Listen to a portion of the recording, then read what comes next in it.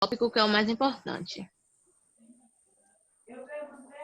Então, eu vou começar falando um pouquinho sobre Hammurabi, né? Oi. Posso falar, gente? Estão ouvindo? Pode. Oi, Thalita. Peraí, porque meu celular tem 15%, vai desligar, eu tô com medo. Hammurabi foi um rei babilônico. Bota no carregador. Tá no carregador já. Ah, tá. Hammurabi foi um rei babilônico. Ele reinou de 1792 a.C. até sua morte em 1750. Ele nasceu em 1810, né? Ele foi extremamente importante, foi o sexto rei da Babilônia, ele criou o primeiro império babilônico, mas a gente vai focar um pouquinho mais no código que ele criou, né? O famoso Código de Hammurabi é um conjunto de leis. E a gente vai falar um pouquinho dele. Esse conjunto de leis, né, esse código, ele é conhecido por ser um código bastante severo e tem um princípio, aquele ditado, olho por olho, dente por dente. É esse aqui, né? E assim, estão ouvindo? Sim. As leis são feitas baseadas em se e então. No caso, por exemplo, se um homem quebrar os ossos de alguém, então ele deverá ter seus ossos fraturados também. Ainda, se um homem roubar um boi, ele deverá pagar 30 vezes o seu valor ao proprietário, né? Essa lei ficou bastante conhecida, famosa, ela perpetua ainda por anos por essas características, né? Castigos severos eram feitos, eram leis bastante rígidas. A gente tá ouvindo. Tá ouvindo? Agora eu vou citar alguns exemplos dessas leis, né? Eu pesquisei e tem um exemplo, eu vou tentar dar exemplos diferentes dos outros grupos. Tem um exemplo que diz assim: se um homem livre matasse uma escrava grávida, ele deveria pagar uma restituição à família da moça. Mas se o crime fosse cometido contra a mulher livre, uma das filhas do assassino deveria ser morta. Outro exemplo: para os filhos que decidissem bater em seus pais, a pena era ter a mão cortada fora, e para as mulheres que fossem pegas traindo os maridos, o castigo consistia em jogar o casal de amantes no rio Eufrates.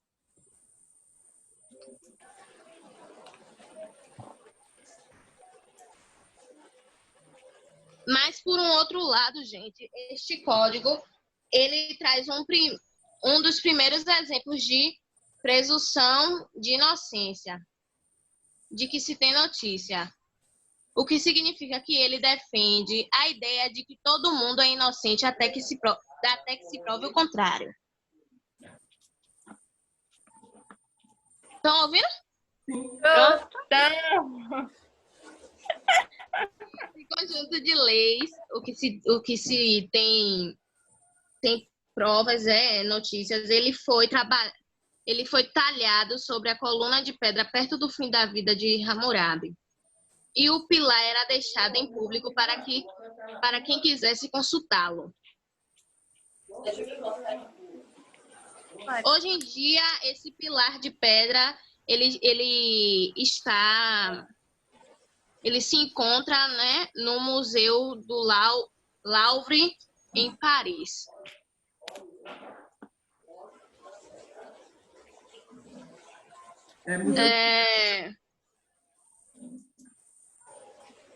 Este código, ele sobreviveu à queda da Babilônia e à dominação de outros povos durante séculos, né? Por isso ele perpetua até hoje, é muito famoso, a gente precisa estudar sobre ele e tudo mais. Agora, as minhas colegas vão continuar falando sobre, dando continuidade ao trabalho. Agora eu, né? É. Apesar do Código ter sido criado com o intuito de punir criminosos de maneira proporcional ao crime cometido, é notável que algumas leis ele favorece uns em detrimento de outros. Temos como exemplo 3 deles.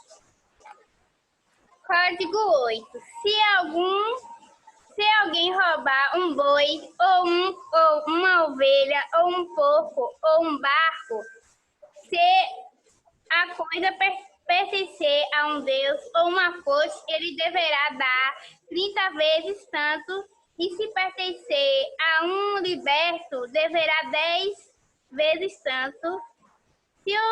Se a pessoa que roubou não puder como pagar, ele deverá ser morto. Código, esse aqui é 202. Código 202. Se alguém espancar um outro mais elevado que ele deverá ser espancado em público 60 vezes com um chicote de couro de boi. E se Código 203. Se um nascido livre espancar um nascido de livre de igual a condição de condição igual, deverá pagar uma mina.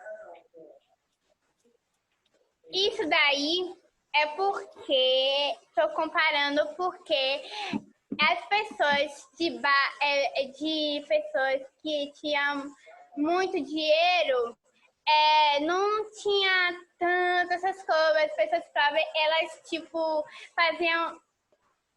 faziam mais elas pagavam mais os preços do que as pessoas privilegiadas. Então eu fiz uma comparação. Agora quem? Eu, Arielle. Tá bem.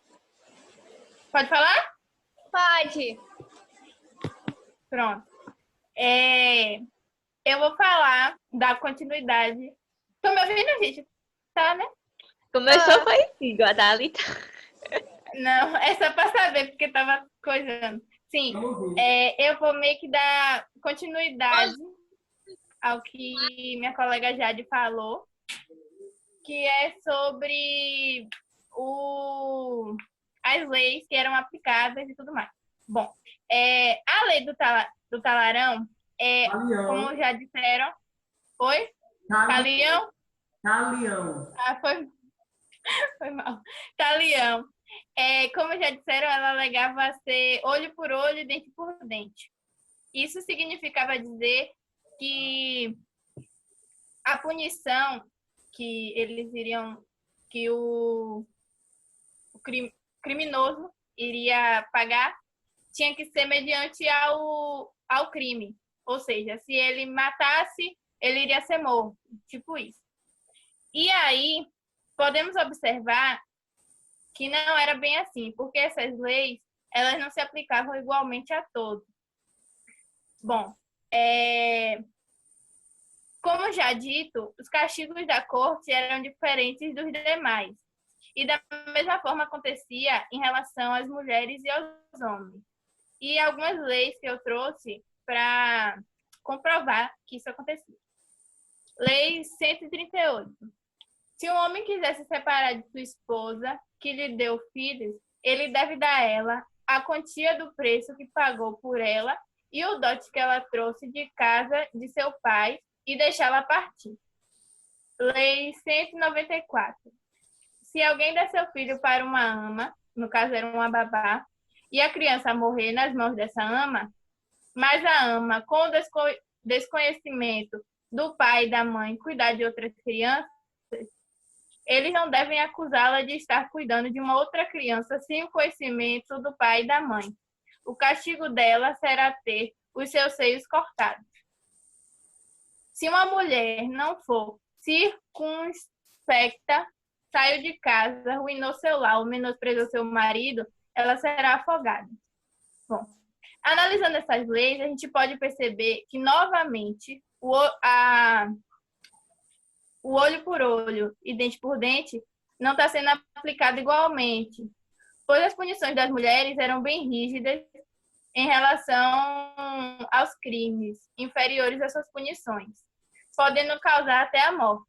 E podemos constatar que a vida nessa época girava em torno da figura masculina.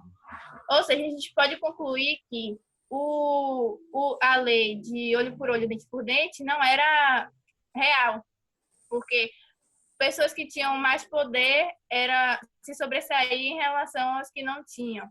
E mulheres eram mortas e afogadas e várias outras coisas, por exemplo, ter os seios cortados, enquanto os homens, por exemplo, sei lá, pagavam pelo crime, entendeu? Bom, eu fiquei responsável de falar sobre a sentença do vídeo do homem que roubou 2 quilos de carne para sua subsistência. É subsistência que fala? Subsistência, né? Nesse caso, seria aplicado o princípio da insignificância, porque o crime tem conceito tripartidário. Então, para ser considerado crime, precisa ser preenchido esses 3 conceitos. E assim, o sujeito poderia ser condenado. Mas nessa ação só contém a triplicidade penal ou a triplicidade formal. Ou seja, ele furtou e, segundo o artigo 155 do Código Penal, ele subtraiu coisa alheia móvel sem emprego da violência. Ou seja, ele roubou mesmo, só que ele não bateu, ele não agrediu ninguém. Mas o valor do elemento é inexpressível, ou seja, é muito pouco, é pouquíssimo o valor do elemento, são apenas 2 quilos de carne. Mas também podemos perceber que foi um estado de necessidade, ou bem material do mercadinho, ou só necessidade de comer.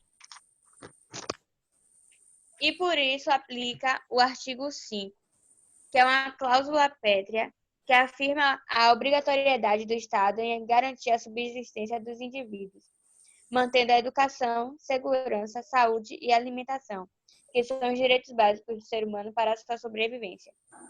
Então, de acordo com isso, que eu falei do artigo 5, que é a obrigação do Estado de garantir a subsistência do indivíduo, o sujeito ele poderia ser perdoado pela ação e o Estado poderia assegurar um trabalho para que ele possa se sustentar e sustentar sua família.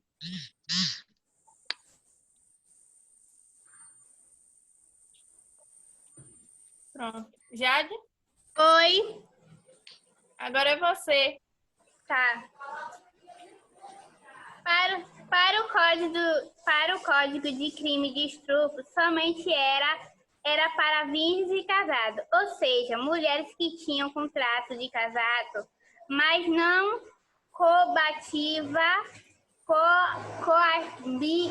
coabitava com seus maridos, assim diziam no início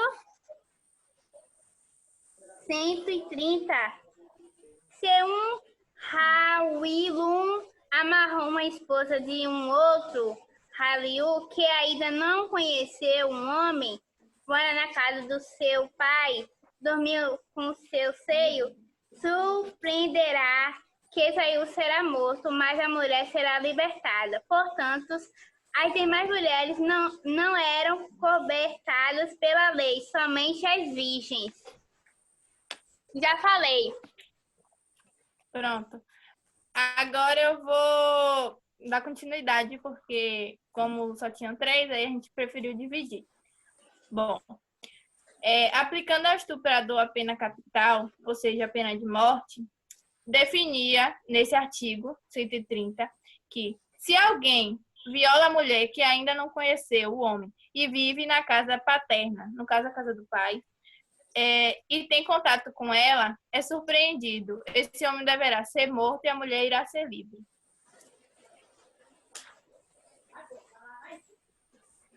E, professor, o caso 3, que foi o de Brumadinho, ficou com Thalita, só que ela não tá... Tá aqui? Oi, Tá gente. aqui.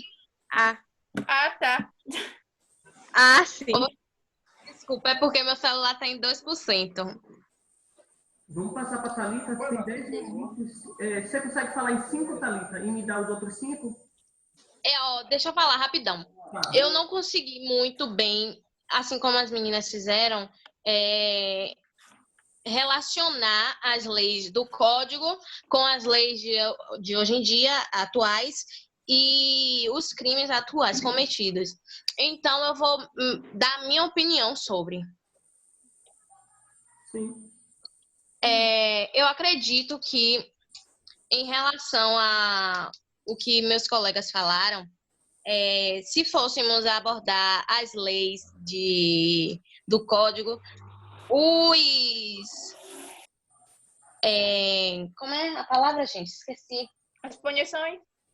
As punições não seriam tão graves, porque, segundo o vídeo, os presidentes, né, da Vale, eles buscavam o capital, o lucro da capital. E como alguns colegas meus falaram, mesmo as leis sendo severas e graves, perversas, quando o crime visava o lucro e o capital, ele era suavizado, era maquiado o crime. Então, eu acredito que se fossem usar o Código de Hammurabi, talvez as punições não seriam tão severas como deveriam realmente ser. Deixa eu agora ativar o áudio de José Vitor e Cauã e deixa eu fazer minhas considerações finais. Gostei muito das apresentações, trouxeram alguns códigos. Fiquei triste porque o grupo 2, de Vitor e Cauã não fez análise dos vídeos. Grupo 3 não tem as caras, mas eu gostei das apresentações tanto de Vitor quanto de Cauã, porque eles explicaram direitinho quem foi Hammurabi, o que ele criou, o que período viveu. Foi muito interessante essa parte histórica. Vou responder a Cauã, quando ele perguntou sobre o que significa talião. Talião, a palavra vem de tal, idêntico. Então, lei do talião é a lei idêntica, ou seja, como as meninas falaram. O crime que você cometeu, a infração, vai receber proporcionalmente a mesma punição. A punição tem que ser proporcional, porque antes disso, o que acontecia era que as punições não eram proporcionais. Um pisão no pé poderia causar uma morte. Então, era desproporcional. Isso colocaria em risco a sociedade, colocaria em risco até mesmo a espécie humana. Então, é para que a gente entenda que a ideia por si é trazer uma proporcionalidade. Tanto é que talião, Cauã, significa idêntico, igual. Então, mesmo crime, a mesma punição. Foi muito bom que vocês analisaram. Nesse Código de Hammurabi não tem a ideia de, aspas, direitos humanos ou de humanitariedade. O que existe aí é uma compensação, uma justiça compensatória, mas se a gente for analisar código por código, a gente não tem uma noção de humanidade, de humanitarismo, tá? Uma coisa que Jade pontuou muito bem, que eu fiquei muito contente, muito boa mesmo a explicação, foi analisar como aquela sociedade era desigual, como aquela sociedade dividida em 3 classes da elite, dos homens livres e dos escravos, a punição não era igual, diferente de hoje em dia, em que a lei é para todos, entre aspas. Naquela época, a lei não era idêntica para todos. A lei assumia diferentes personalidades a depender do grau da sociedade que você fosse um homem livre, a lei era aplicada de uma forma, mas se você não fosse homem livre, era aplicada de outra. Por exemplo, Jade citou o exemplo de uma lei que era aplicada para o nascimento do homem livre, a punição não era tão drástica, tão grande quanto a um escravo. Então, a posição social que você ocupa vai definir o tipo e a severidade, tá, da punição. Então, isso foi muito interessante. A Arielle completou falando, trazendo exemplos, né, Das mulheres. Né, para que a gente pudesse entender quanto também a posição das mulheres interferia nessa aplicação da penalidade. Outra coisa que eu pontuei aqui da apresentação de Poliana, pelo que eu entendi, o grupo absolveria aquele senhor que roubou 2 quilos de carne, mas, de acordo com o Código de Italião, haveria absolvição nesse caso, porque o artigo 22 do Código de Italião pune o roubo com quê?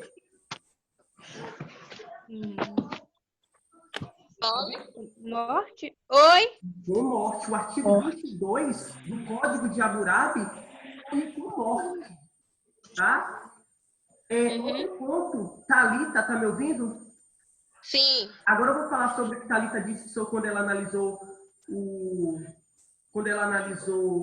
o caso da Vale, lá o caso da barragem de Brumadinho.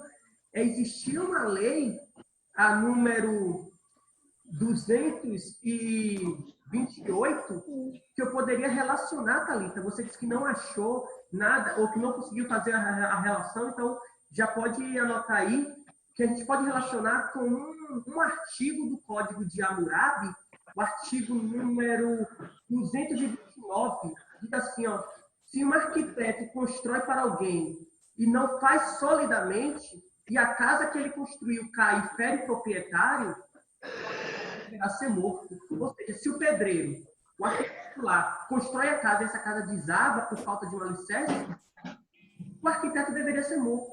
A lei vai continuar dizendo que se o filho da casa morrer, quem é que deveria morrer para compensar essa morte? O arquiteto, Não, o filho, observe a compensação. Se o filho do arquiteto ou se o filho do proprietário da casa morreu, quem deveria morrer? O professor, O filho do arquiteto. quer falar, Thalita? Diga aí, Cauã. Eu já ouvi a resposta de Thalita. Cauã. O filho da pessoa que construiu esse edifício, esse edifício, ele teria que pagar com a vida do filho dele também, para essa lei ser satisfeita. Entendeu, Cauã? A ideia de talião, tal, idêntico. Então, o artigo 230 do Código de Hammurabi diz que se o filho do dono da casa morrer, é o filho do pedreiro, é o filho do arquiteto que deveria pagar com a vida. Então, é uma ideia de proporcionalidade. Hoje em dia... Eu não visto esse código e eu visei mais em relação ao poder, ao capital, como dizia no vídeo. Eu não tinha visto. Mas, professor, a parte que eu falei da sentença do homem é porque o senhor falou analisar em grupo e a sentença que o grupo dá, entendeu? Então, por isso que eu falei que o cara deveria ser perdoado. Eu entendi, o grupo absolveu, tem todo o direito. Eu só queria a relação com o código. Se fosse no passado, se você estivesse debaixo do Código de Hammurabi, que você trouxe exemplos do Código brasileiro, fez muito bem, tá de parabéns. Agora, se estivéssemos debaixo do Código de Hammurabi, não interessava se foi um pedaço de carne para alimentar o filhinho dele que estava passando fome ou não. É só para que a gente entenda as continuidades e as rupturas. Hoje ele seria absolvido, vocês absolveram, mas se fosse o rei Hammurabi, puniria. Então, é só porque a aula de hoje foi muito boa, eu gostei muito da aula de hoje, porque vocês conseguiram relacionar muito bem os códigos atuais com o do passado. Vocês notaram que muitas coisas a gente mudou. Por exemplo, homicídio, se uma pessoa mata, hoje em dia a punição é 30 anos de cadeia, não é necessariamente a morte. Então, muitas coisas mudaram, mas muitas coisas continuaram. Aquela sensação, por exemplo, de linchamento. No vídeo daquele rapaz acusado de estupro, a população queria cair em cima dele. Muitos vão até aceitar isso, né? Dizer que tem que vingar mesmo. Então, eu gostei muito da aula de hoje. Vocês estão de parabéns. Nota máxima para todos. Gostei muito da explicação. Eu tenho menos de 1 minuto para me despedir de vocês, que a aula já está acabando aqui pelo Zoom. Mas vocês estão de parabéns. Gostei muito. Gostei muito de Jade ter comemorado junto aí com a mãe ou com o parente dela, que falou tudo certinho, eu consegui entender tudo. Máxima para vocês. Ficou muito boa a aula, tá? Parabéns para todos. Eu vou colocar alguns pontos da aula de hoje lá no portal, tá bom? Essa aula de hoje é compensação da aula de amanhã. Então, amanhã vocês vão ter uma aula. Eu vou postar. Eba! De hoje, tá bom?